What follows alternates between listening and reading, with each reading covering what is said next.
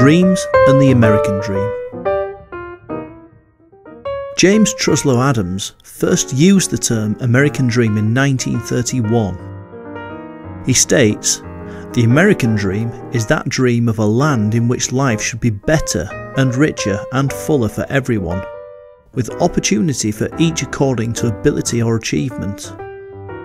It is not a dream of motor cars and high wages, but a dream of social order in which each man and each woman shall be able to achieve the fullest stature of which they are capable of and be recognised by others for what they are, regardless of the circumstances of birth or position." Clearly, this is a sound principle. However, the concept is not without its problems. As with any capitalist society, some people prosper while others do not.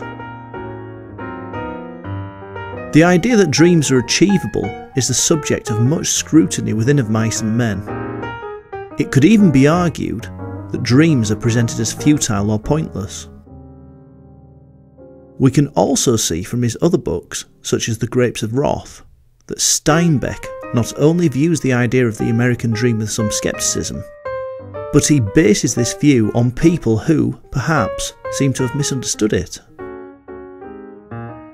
Many of the main characters are shown to have a dream of some kind. In fact, the plot itself is based around George and Lenny's pursuit of their own patch of land so that they can work without fear of being canned or fired. This ambition is introduced in the first chapter of the novella. "We'll have a big vegetable patch and a rabbit hutch and chickens.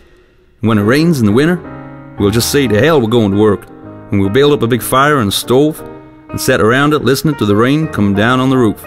As the story progresses, Candy, the old swamper, overhears George pacifying Lenny in this way once again and reveals that he has some savings which could make the dream a reality.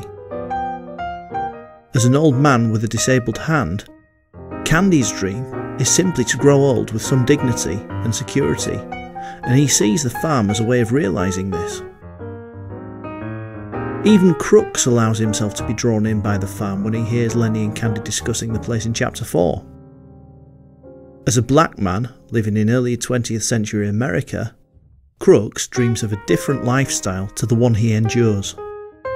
Simply, he wants companionship and fairness. Even though George tells the story of the farm to keep Lenny happy, he also gains some comfort from it himself. He tells Candy, "You used to like to hear about it so much, I got to thinking, maybe we would." With Candy's contribution of $350, the dream is suddenly much more achievable. We are told that this thing they had never really believed in was coming true. George feels confident that they could swing her for $450. He tells us that "The old people that owns it is flat bust, and the old lady needs an operation." It seems particularly tragic that their dream could come true because of the suffering of the old couple who need the money to pay for healthcare.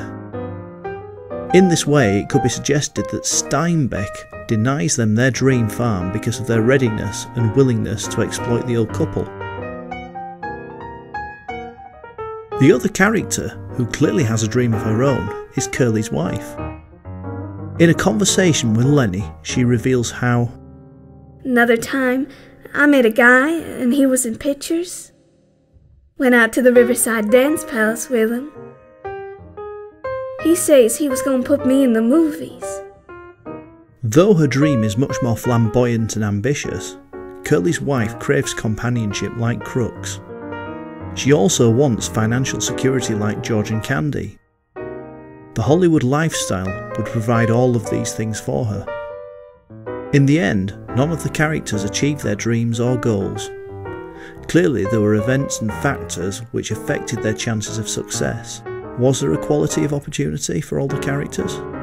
What about the characters themselves? Were they able enough to achieve their dreams? Were they committed enough? Did they work hard enough? Did they save enough? Look closely at the characters and their dreams. While some elements of their dreams seem reasonable and understandable, there are certain elements that reveal the characters in a less favourable light. What, therefore, might Steinbeck be suggesting?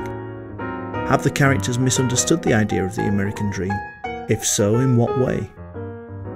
Is it the American dream that Steinbeck derides, or capitalist society in general?